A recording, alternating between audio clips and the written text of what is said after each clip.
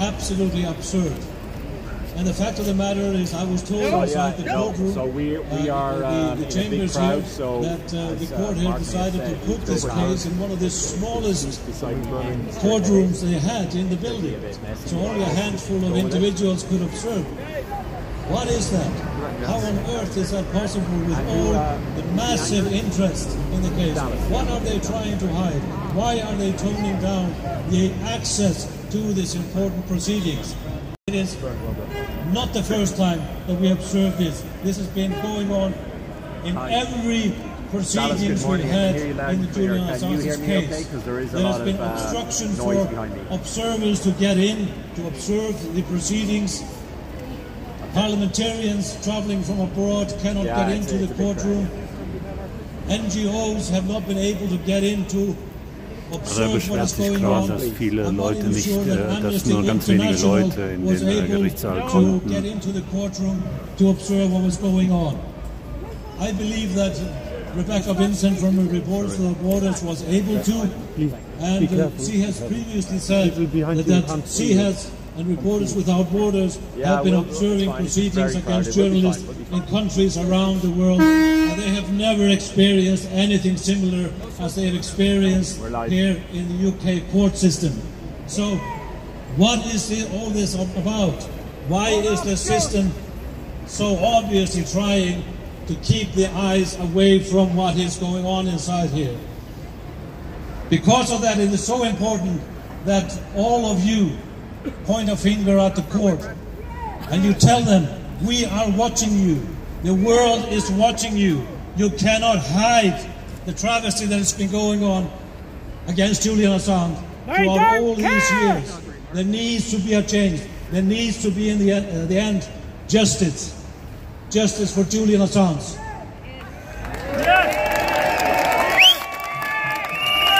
Also er ist darüber beschwert, dass nur ganz wenige Leute reinkommen, dass die Technik so schlecht war, dass die Akustik so schlecht war.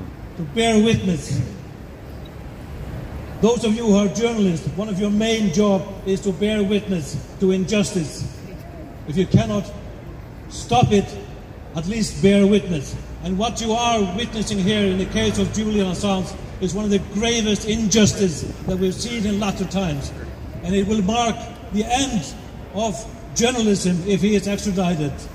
It will not be able to continue in the same manner as before.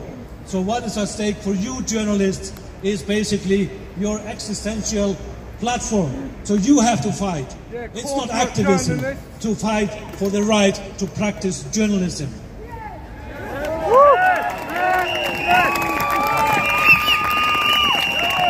And for all of you supporters that came out here today, this is about your right to know. It's not about the right for journalists to practice their job and have security.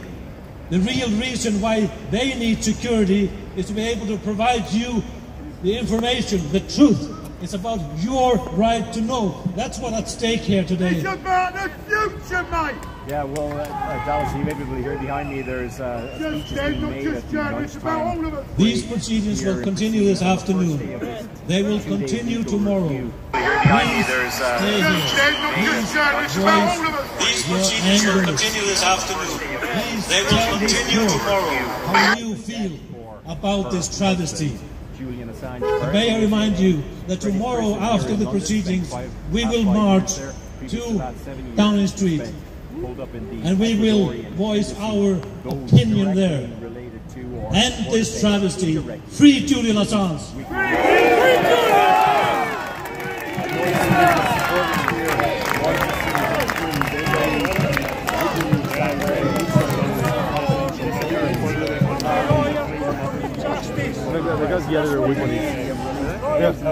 Thanks very much, Kristen.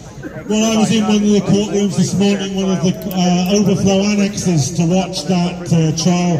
At one point, the court proceedings had to be stopped in the main courtroom simply because the audio feed to the annex was insufficient for the journalists and the other observers to hear what's going on. Now, that's not a question of justice. It's just a question of competence to allow observers justice that is blind, justice that is behind closed doors, justice which is secret, is no justice at all. Now we've seen speakers from around the world. There are people here from around the world to support Julian Assange. And it's a very great pleasure to introduce to you now Vince Stefano from the sister organisation, the Assange Defence Campaign in the United States of America. Please give it up for Vince Stefano.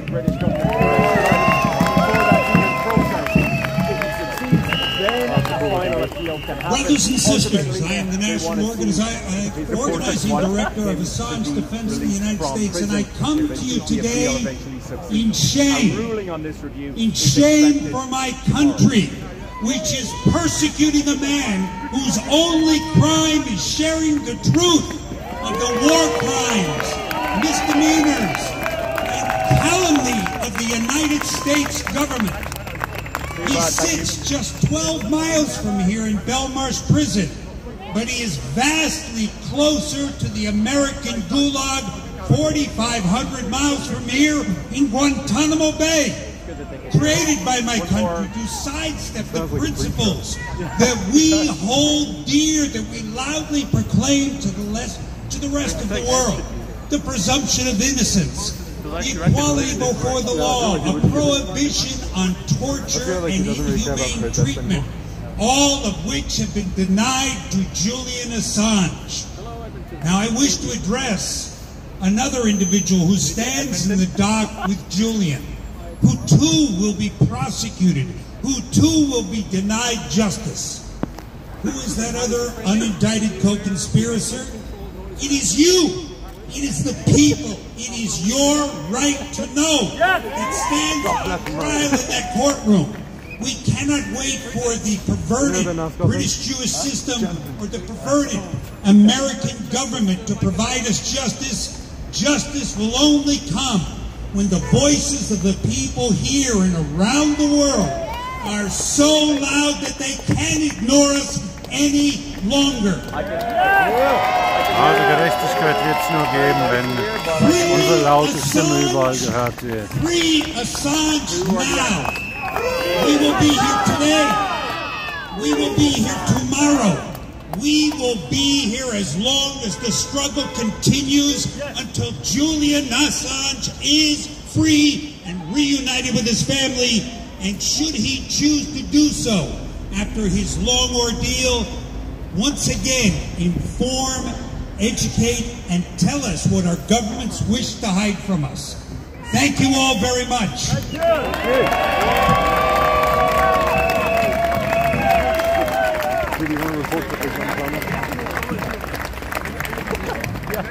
Now, as I said before, there is barely a human rights or civil liberties organisation on the globe which is not saying that this extradition should be stopped. Every single one of them realises the peril to freedom of speech and a free press because of the way that this is now being conducted. And I'm very glad now to welcome to the platform Alexis de Sueve from the International Federation of Human Rights.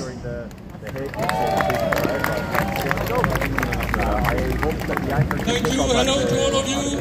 I'm Alexis de Sueve, lawyer at the Brussels Bar and Vice President of the FIDH, the International Federation for Human Rights. The FIDH, it's 188 human rights organizations around the world, and we came to London today and tomorrow to support Julian Assange. Why? Because the case of Julian Assange is a human rights case. It's about our civil liberties, about our fundamental freedoms. It's of course press freedom, but more generally freedom of expression. And without freedom of expression, we have no democracy anymore. And that's why we are all here today in front of the Royal Court of Justice to support Julian Assange. All the journalists in the world, and a lot of them are here today, but a lot are absent. I really don't understand why they're not supporting more their colleague, Julian Assange. This morning I had a live interview on the radio And the third question of the journalist, it was a Belgian journalist, was, yes, but Julian Assange has put the life of Americans in danger and Julian Assange, blah, blah, blah, blah. Aber er erzählt gerade über why this question comes from you? Because that is Journalisten, what the United States dumme are Fragen defending in stellen. court. Und er hat heute Why Morgen ein are Interview you gehabt as mit einem journalists Journalisten aus repeating Belgien the und der hat ihm arguments of the gesagt, CIA? ja, aber Julian That should not be Assange hat ja das happening. Leben von amerikanischen Soldaten riskiert. And so, Ja. we must all be aware Und er hat gefragt, that our presence wie kann die Frage it's genau for von the dir human kommen, rights, also von einem it's for the civil Journalisten. liberties, it's for the freedom of expression, and that you cannot be prosecuted by exposing state crimes, crimes against humanity, war crimes committed by states like the United States, and be prosecuted for that. The question is, if Julian Assange is extradited to the United States, who will dare to be a whistleblower? Because either you're prosecuted, either the journalist who you give the information to will be prosecuted, and even if he's in another country, he risks to be extradited to a foreign country and faces lifelong prison sentence, 175 years or even more. And so it's our democracy that's in danger. We have to protect the investigation journalism, we have to protect the whistleblowers for our democracy, for human rights, for our fundamental freedoms. Thank you very much. Our argument that he will not receive a fair trial if he is sent to the United States or extradited to the US, and that he is a political... And now Stella Assange is going to give you her impressions of what happened in the court this morning. Also Stella Assange, die Frau von Julian.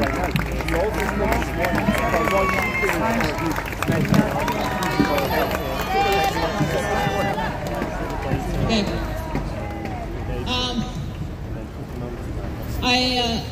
I just want to speak a little bit to you because it's only a handful of us inside the room that actually can follow the proceedings.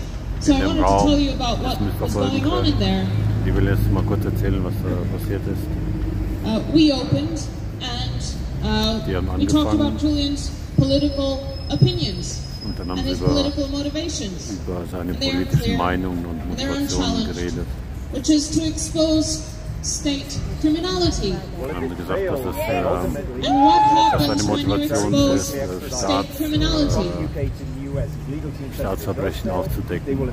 The United States has taken a politically motivated prosecution against a journalist because he exposed them committing crimes.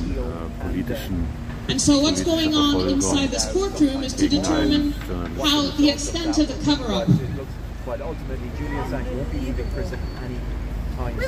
How is this court going to deal with this case? We heard that the case was only brought after the United States said that it would do anything to prevent the International Criminal Court from examining an investigation into US activities in Afghanistan. And of course, WikiLeaks evidence in the publication that Julian's indicted over are part of that case. WikiLeaks has been used as evidence in the European Court of Human Rights and other foreign courts to expose state criminality. And the United States is abusing its legal system in order to hound and prosecute and intimidate all of you.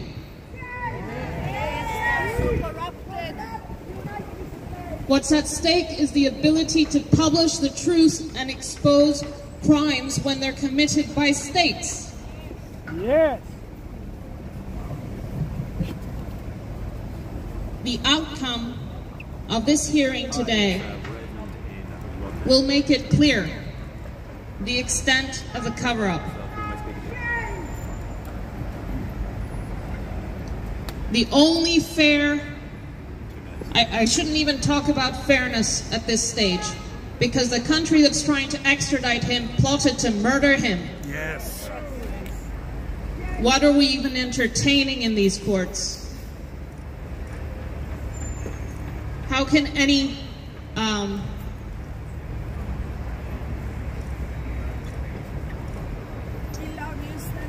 how can you even entertain this hearing knowing what we know?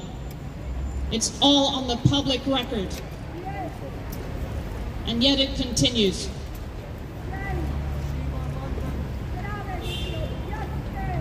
It's only a handful of us in that room, but you know what the stakes are. You understand what this is about. It's about you, it's about us, it's about the public's right to know. It's about the right to be able to speak freely without being put in prison and hounded and terrorized by the state. Yay! Thank you. Yes.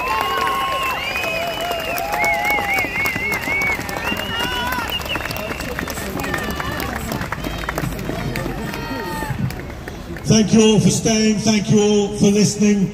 Please do stay this afternoon, please do come back and hear what will be happening in the courts. We'll be reporting back from this stage about 4:30 this afternoon. Please do stay around, do continue to protest. Please come back tomorrow and be ready when the court hearing finally ends tomorrow afternoon to march from here to Downing Street. We are the last line of defence for Julian Assange. We are the last line of defence in the most important free speech trial this century. And remember what it was that the New York Times said back at the time of the Iraq War, that there are two superpowers in the world. One is the United States, and the other is world public opinion. We are today the representatives of that opinion on the streets of London. Please make sure you stay and fight and march tomorrow. Thank you very much.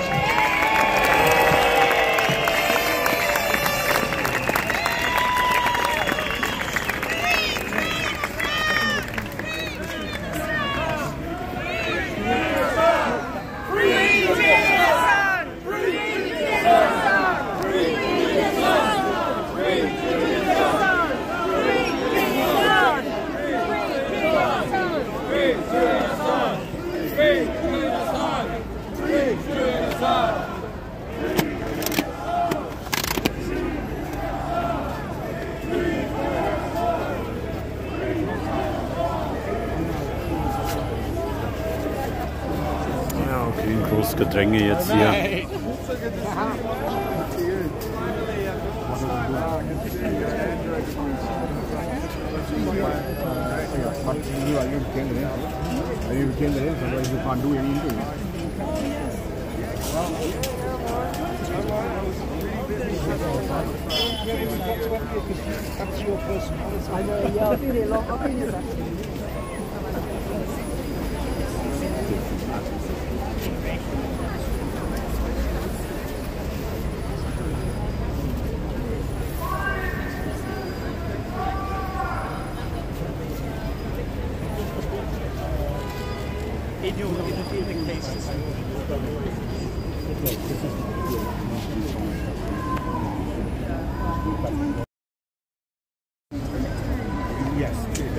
Die Leute kamen so schnell raus und auf die Bühne, da hatte ich keine Zeit, einen Gimbal zu holen.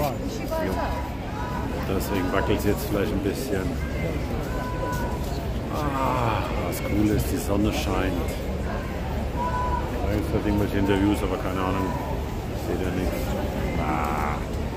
Und diese Reporter, die sich hier so drängen.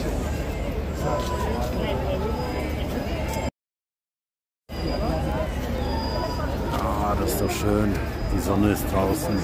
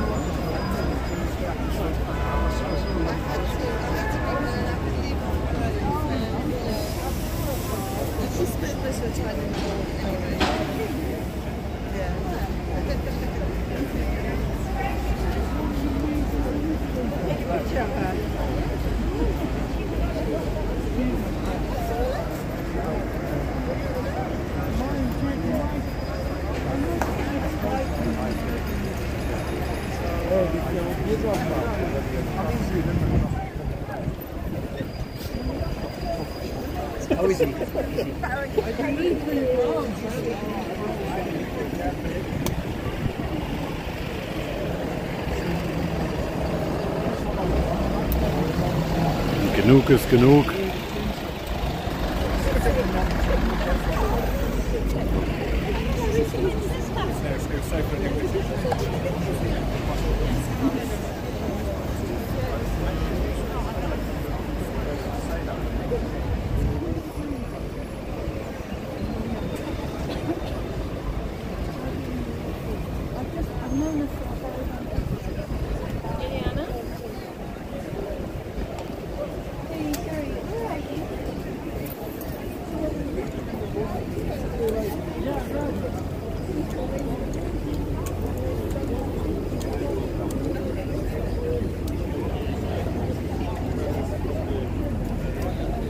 Jo. Freiheit für Julian Assange, meine Westen. Gibt es bei uns im Shop. Ach, bei mir im Shop.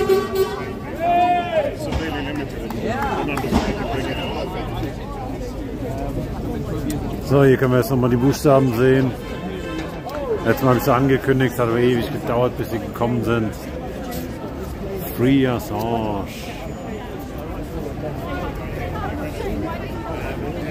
Aus Freiburg.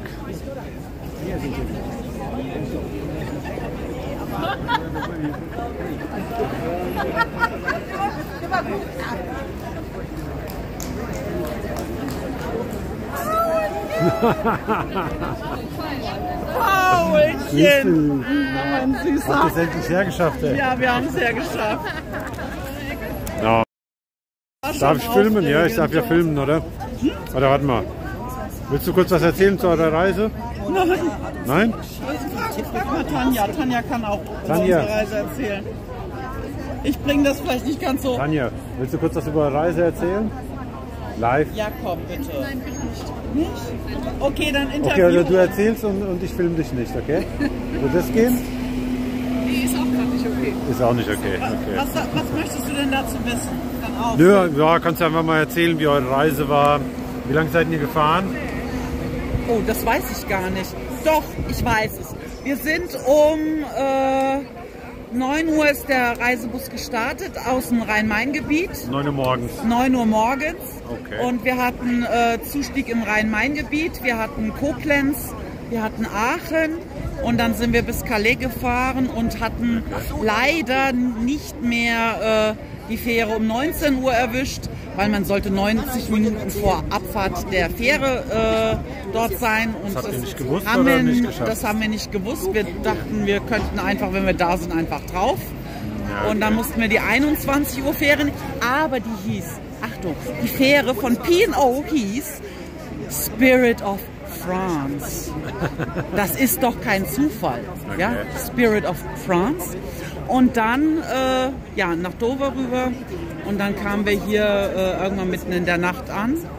Wir sind in einem Ibis-Hotel, ganz typisch, ne? Also in Mainz ist ein Ibis-Tempel und hier sind wir im Ibis-Hotel, ist ganz logisch.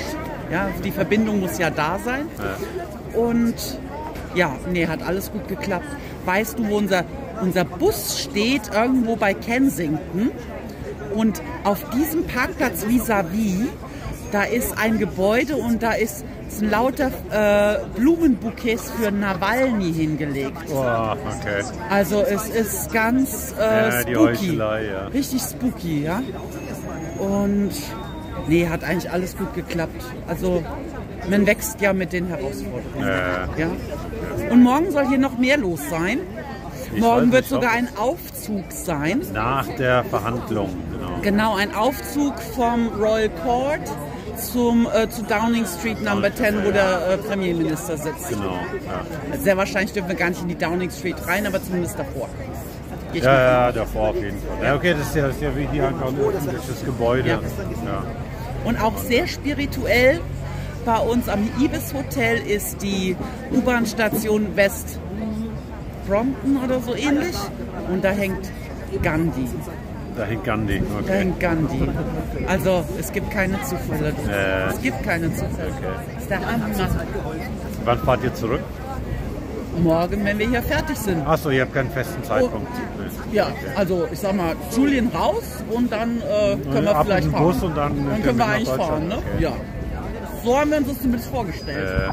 Ja, wir haben unseren Flug irgendwann Abend, 19 Uhr irgendwas. Das heißt, mal gucken, ob wir beim Marsch mitmachen können, je nachdem, wie lange es halt hier dauert. Ja. Das ist toll, dass du uns die Buchstaben vermittelt hast. Das ging ja um Ecken, ne? Ich glaube, Brigitte wollte von dir Westen und Birgit, oder? Birgit oder irgendwas, ja, Birgit, du hast recht. Birgit habe ich noch gar nicht gesehen, ich habe mit ihr schon so viel geschrieben. Doch? Also du kennst sie gar nicht vom Sehen? Nee. Ich weiß gar nicht, wie sie auf mich kam. Aber nee, Birgit steht nicht bei den Buchstaben. Monika, weißt du, wo Birgit ist? Weißt du, wo Birgit ist? Birgit? Ja? Nein, Buchstaben? Nee, danke. danke. Nee, steht sie auch nicht.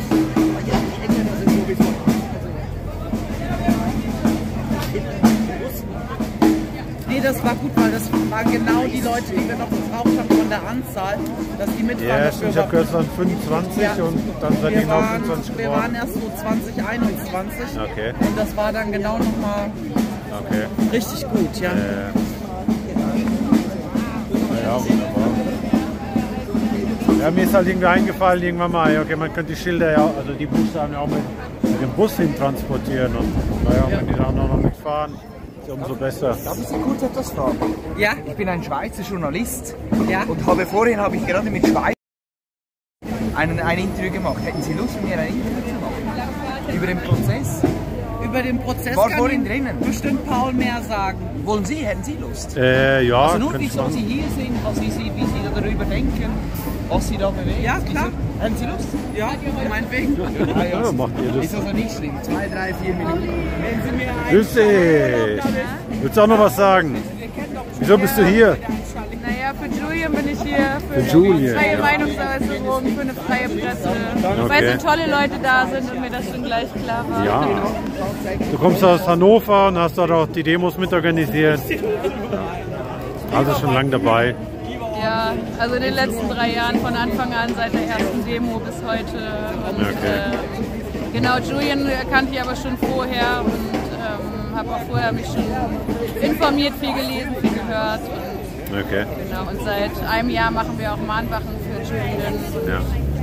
Ja, vorhin habe ich die Chris interviewt, die mit den Schneemännern für Assange, genau. Da gehörst du auch zum Team dazu. Nicht so ganz, weil ich könnte nie im Leben eine Stunde stillstehen und meinen Mund halten. Aber ich unterstütze Chris ab und zu und verteile Flyer und rede dann mit den Leuten, kläre die auf. Weil es ist total erschreckend, viele kennen ihn einfach nicht. Haben noch nie was von ihm gehört, sogar hier in London gestern. Also das ist total erschreckend. Ich weiß nicht, wie die Presse hier unterdrückt wird, dass so wenig Engländer scheinbar überhaupt wissen, dass er hier ist. Wir wissen natürlich nicht, was hier berichtet wird, ob hier überhaupt berichtet wird. Also das kommt mir schon komisch vor, dass so ein prominenter Gefangener hier ist und die Leute kennen ihn nicht. Wir hatten jemanden aus Ecuador kennengelernt, der kannte ihn, aber weil Julian in der Botschaft hier ja lange war. Aber die Engländer fast alle nicht. Also, mit denen wir gesprochen haben. Ja. Das ist erschreckend. Aber hier sind dafür heute umso mehr tolle Menschen, auch aus England. Also ein paar scheinen ihn dann schon zu kennen, Gott sei Dank. Aber ich hätte deutlich mehr Zuschauer erwartet. Also ich hätte eigentlich gedacht, das müsste auf jeden Fall 5-stellig werden, aber kleine 4-stellige Anzahl.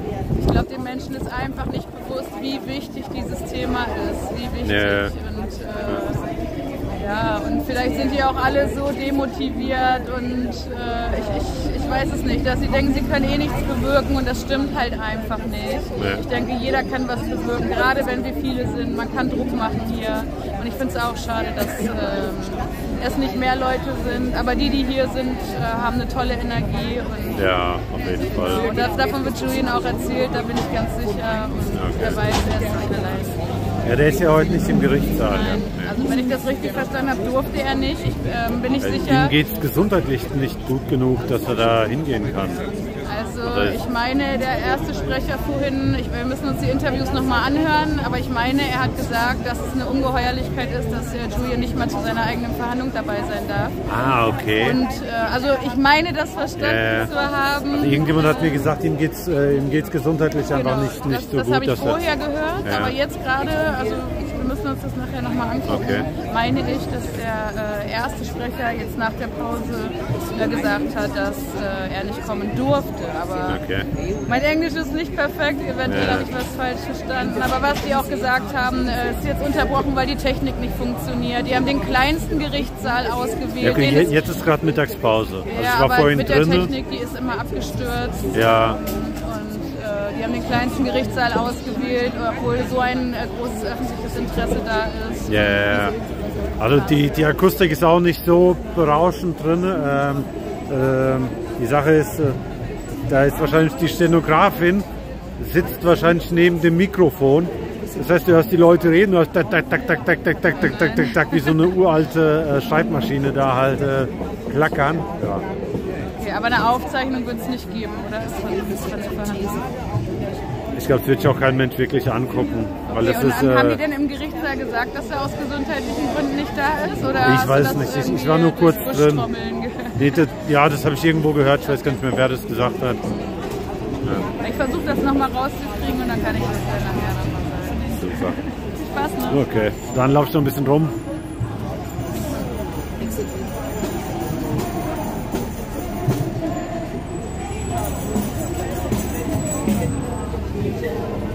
Ja, ich gehe mal auf die andere Seite. Dann könnt ihr mal die Buchstaben komplett sehen. Auf die Straße fahren immer noch die ganzen Taxis und Busse.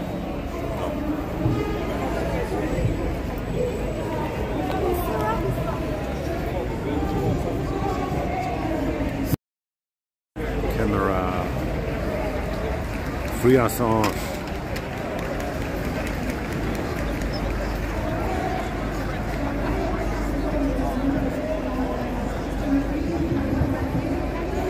Oh, 10 Zuschauer sehe ich gerade bei YouTube, wunderbar.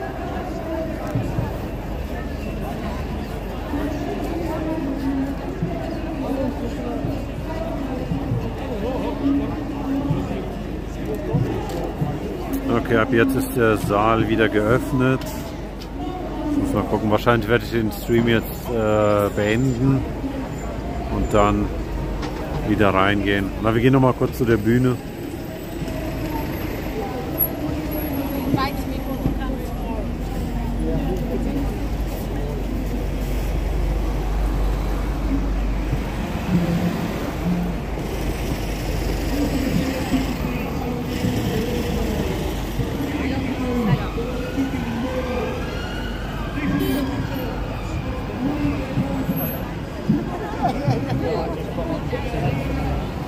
Boah, hier mit den ganzen Kameras schwer durchzukommen.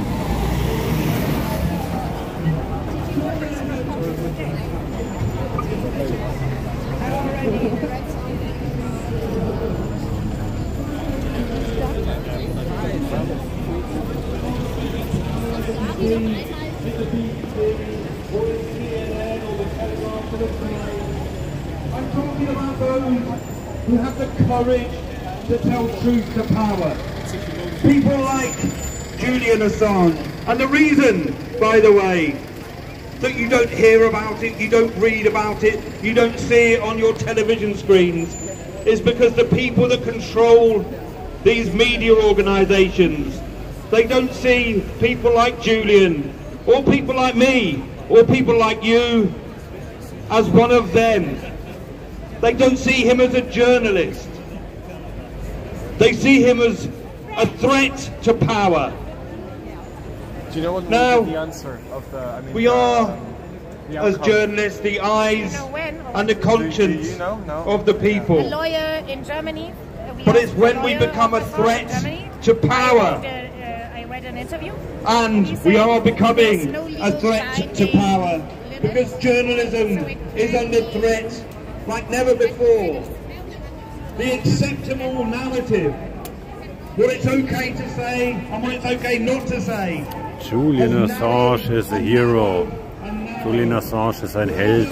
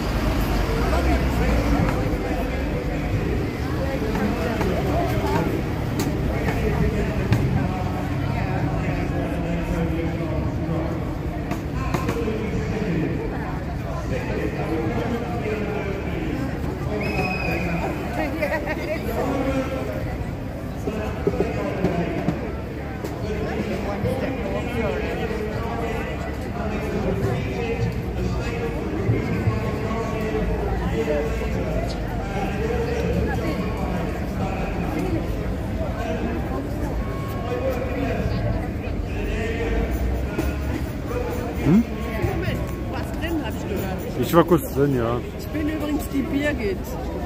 Ich soll irgendwie sagen, ich soll von der Okay, dann kennen wir uns doch schon. Wir kennen uns ja doch schon. Ja, schon, ja. Damals beim ersten Prozess von der Monika. Genau, ja, aber ich habe in Mannheim habe ich dich auch nicht so ganz.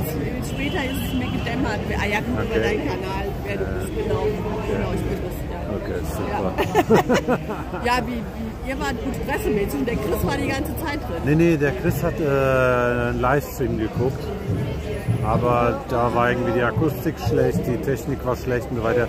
Ich war kurz drin, aber da haben sie im Prinzip wahrscheinlich den gleichen Livestream gezeigt, in einem Nebenraum, aber nicht in den eigentlichen Verhandlungsraum. In den eigentlichen Verhandlungsraum, das sind nur ganz wenige, das war irgendwie die Frau von ihm. Und Mannheim auch. Das ist das gleiche Produkt, hier auch nichts anderes. Ja. Also wir wollen einfach die Leute draußen halten. Ja, okay, in Mannheim konnten die ja wenigstens in den Gerichtssaal richtig rein. Hast du mitbekommen, das Urteil?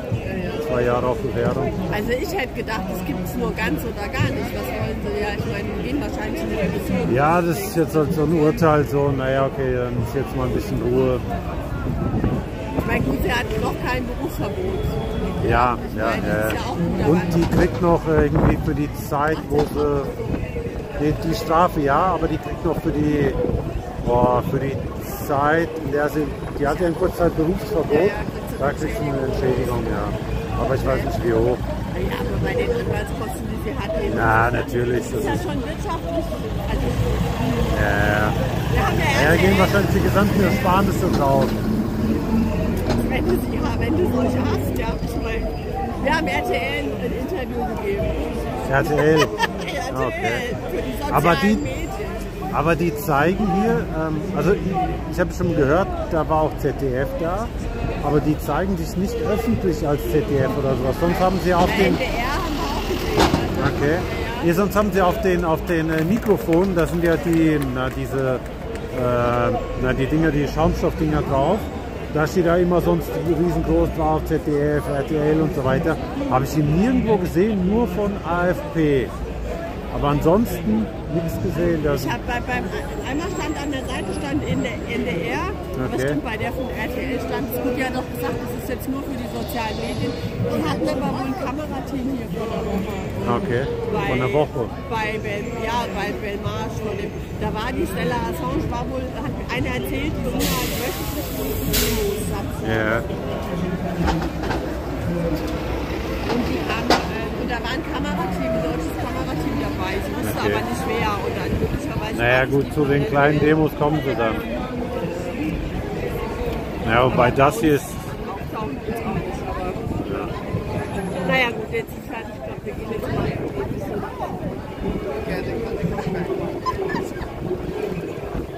Das ist doch der. Ich habe doch jemanden mitgebracht, der hier. Naja gut, also... Ah, du bist auch mit dem Bus gekommen, gell? Ja. Okay. Ja, der ist nicht da gewesen, weil ich weiß nicht, ob geplant war, dass er mit Jemand hat mir gesagt am Anfang, dass er aus gesundheitlichen Gründen nicht kommen kann.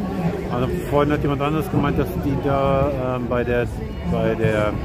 dann auf der Bühne nach der Pause, während der Pause gesagt haben, dass er nicht da sein durfte. Aber ich weiß es jetzt nicht, ich kann es nicht genau sagen, was jetzt stimmt. Also interessant fand ich schon, mein Freund hat ja die Deutschlandfahne. Wir haben, also ich sag mal, ein Drittel ungefähr, denke ich, waren Deutsche. Sind viele Deutsche, ja. Da ist die Cynthia, die aus Hannover, und noch einige da. Ja, genau, die Freiburger, die. Das sind echt viele. Ja. Auch welche, die hier leben. Berlin, Cottbus sind auch noch ein paar gekommen.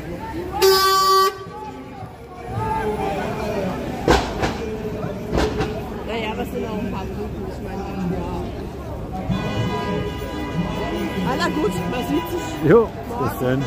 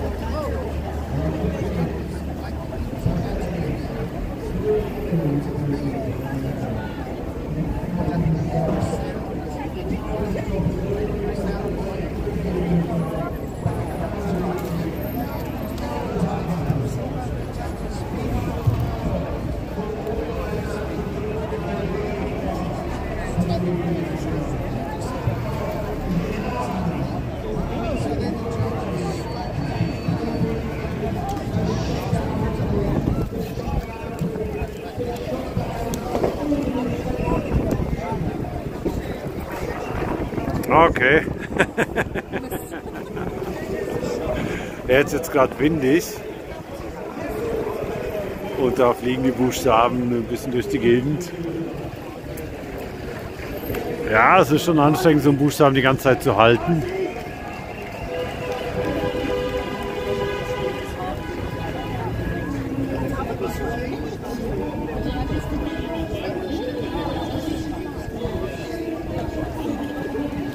Okay, einen Buchstaben hat es anscheinend zerlegt.